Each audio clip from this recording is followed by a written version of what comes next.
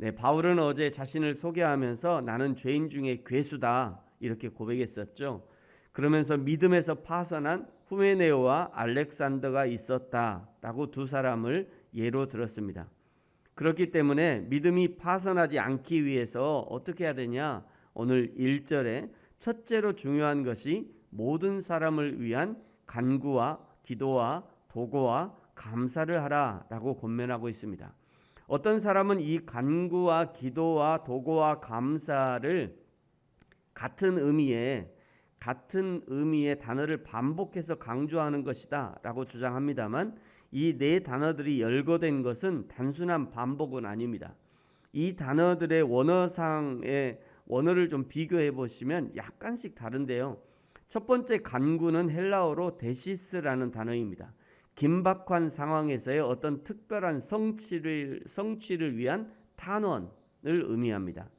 두 번째 기도는 프로슈케, 우리가 일반적으로 기도하는 것으로 알고 있는 이 프로슈케라는 단어인데 이것은 하나님을 향한 모든 경건한 RM을 뜻합니다. 세 번째 도고는 엔육시스라는 단어인데요. 다른 사람의 유익을 위해서 간구하는 중보기도를 가리킵니다. 네 번째 감사는 유카리스티아라는 단어인데 과거의 하나님의 은총에 대한 감사의 기도를 뜻하고 있습니다. 비슷한데 약간씩 다른 의미를 갖고 있는 거죠. 결국 긴박한 상황에서 하나님께 탄원한다든지 기도한다든지 중보기도를 한다든지 과거에 주셨던 하나님의 은혜에 감사한다든지 이 모든 기도가 믿음의 파선을 막는 안전망이 된다. 이런 의미를 가지고 있어요. 기도가 무엇입니까? 계속해서 하나님을 의식하는 거죠. 계속해서 하나님과 관계를 맺고 계속해서 하나님을 의식하고 있다면 어떤 태풍이 몰아쳐도 흔들리지 않을 수 있는 것이죠. 그러면서 바울은 2절에 특별히 임금들과 높은 지위에 있는 사람들을 위해서 기도하라라고 요청하고 있어요. 왜냐하면 우리가 모든 경건과 단정함으로 고요하고 평안한 생활을 하려 합니다라고 말하고 있습니다. 우리 기독교인들은 특별히 위정자들과 높은 지위에 있는 자들을 위해서 기도해야 하는 책무가 있습니다. 여기 기도하라는 것은 그저 예배당에 앉아서 하나님 앞에 기도만 올려드리는 것을 의미하지 않습니다. 여기서도 역시 간구와 기도와 도구와 감사의 기도가 필요한 것이죠. 간구, 즉 탄원을 해야 합니다. 그들이 바른 정치를 할 수 있도록, 바른 행정을 할 수 있도록 탄원하는 것을 게을리해서는 안 되는 거예요. 정치하는 사람들이 자기들이 하고 싶은 대로 정치하도록 그냥 냅둬서는 안 됩니다. 그러면 나쁜 사람들은 나쁜 정치를 하는 거예요. 그래서 계속해서 우리 기독교인들은 바르게 할 수 있도록, 기독교인이니까요. 우리 기독교인이기 때문에 더 바르게 하도록, 만약에 내가 정치인 문자라도 알고 있으면 이렇게 하시면 안 된다고, 이렇게 하시면 안 되는 거라고, 바르게 하셔야 된다고, 이렇게 계속해서, 이게 탄원인 거예요. 우리 기독교인의 기도는 그냥 교회당 의자에 앉아서 하는 게 기도가 전부가 아니에요. 그것만이 아닙니다.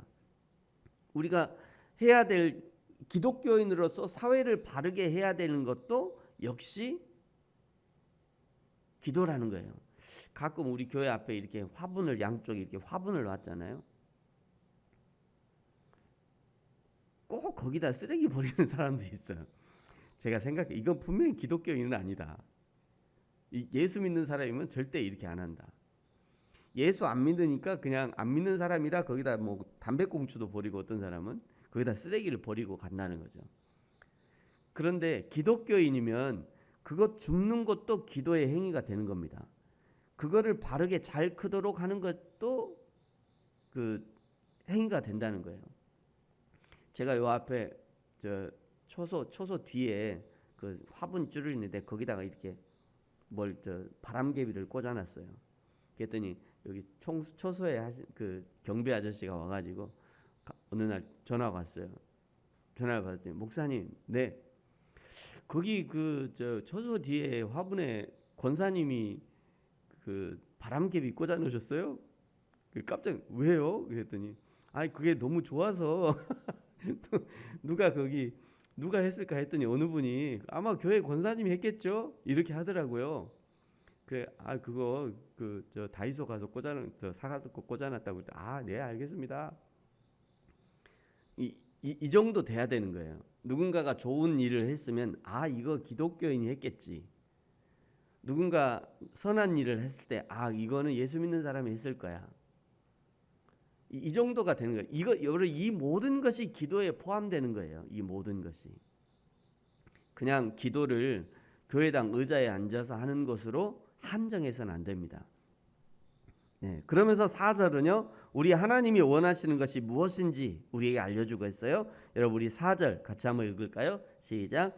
하나님은 모든 사람이 구원을 받으며 진리를 아는 데에 이르기를 원하시느니라. 하나님이 원하시는 것은 모든 사람이 구원을 받는 것을 원하십니다. 그런데 하나님이 원하시면 모든 사람이 구원을 받습니까? 그렇진 않죠. 하나님은 원하시지만 그러나 사람이 예수 그리스도를 그 마음에 모셔드리지 않으면 구원의 축복을 누릴 수 없는 것이죠. 또 하나님은 모든 사람이 진리 아는 데 이르기를 원하셔요. 그런데 하나님이 원하시면 모든 사람이 진리를 알게 됩니까?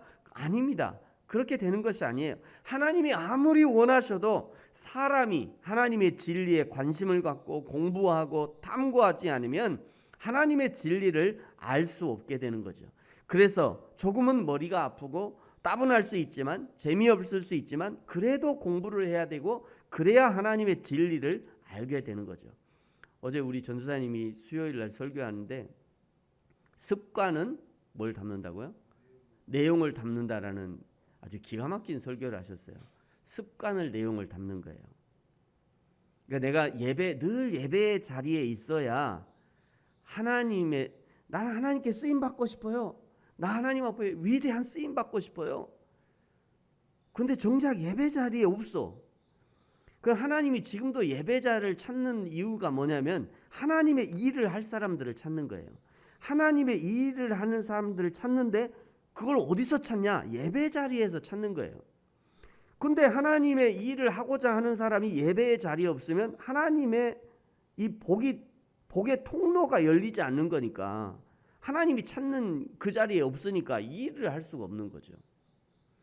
그래서 참 어제 생각했어요. 여러분 우리의 자녀들이 잘 되기 원하시죠? 하나님 앞에 위대하게 쓰임받기 원하시죠? 하나님의 위대한 일꾼이 되기 원하시잖아요? 그러면 반드시 예배의 자리를 사수하게 해야 돼요. 그것이 꼭 예배당이 아니어도 좋습니다. 집이서든지 개인의 예배든지 그 예배의 자리를 늘 사수해야 거기서부터 하나님이 찾으시는 그 한 사람이 되는 거고 하나님의 복이 흘러올 통로가 열리는 거예요. 참 어제 참 귀한 설교를 하셨다라는 생각. 여러분 우리 교회에 이제 오시면 올라와 있으니까 한 번 더 들어보셔도 좋을 것 같아요. 그러면서 오늘 5절에는요. 하나님은 한 분이시다. 삼위일체를 언급하고 있죠. 6절 그리스도의 속죄를 언급합니다. 7절에 그들을 위해서 자신이 사도로 세움을 받았음을 변호합니다. 사도 바울은 사역을 하는 동안 모든 순간에 사도권이 의심을 받고 공격을 받았습니다. 그래서 7절에서도 사도로 세움을 받았음을 강조하는 것이고 그 중에서도 이방인의 스승이 되었다라고 말하고 있는 것이죠. 신앙의 성장이란 무엇입니까? 단순하게 성경적 지식을 쌓는 것이 신앙의 성장이 아닙니다. 자녀가 성장하면 부모의 마음을 알아가듯 성도가 성장한다는 것은 하나님의 마음을 알아가고 하나님의 마음과 닮아가는 것을 신앙의 성장이다라고 하는 것입니다. 저와 여러분이 날마다 신앙이 자라가되 하나님의 마음에까지 자라가고 간구와 기도와 도구와 감사로 진정한 섬기는 삶을 사는 저와 여러분이 되어지기를 예수님의 이름으로 축복합니다. 기도하겠습니다. 하나님 아버지 감사합니다. 바울이 디모데에게 간구하고 기도하고 도구하고 감사하라고 권면하고 그것이 곧 자신과 이웃을 지키는 최선의 사랑의 방법인 것을 알려주시니 감사합니다. 우리도 나 자신을 위해 그리고 이웃을 위해 간구하고 기도하고 도구하고 감사하는 그리하여 하나님의 사랑을 실천하는 저와 우리 모든 성도들이 되게 하여 주옵소서. 감사합니다. 예수님의 이름으로 기도합니다. 아멘. 하늘에 계신 우리 아버지여 이름이 거룩히 여김을 받으시오며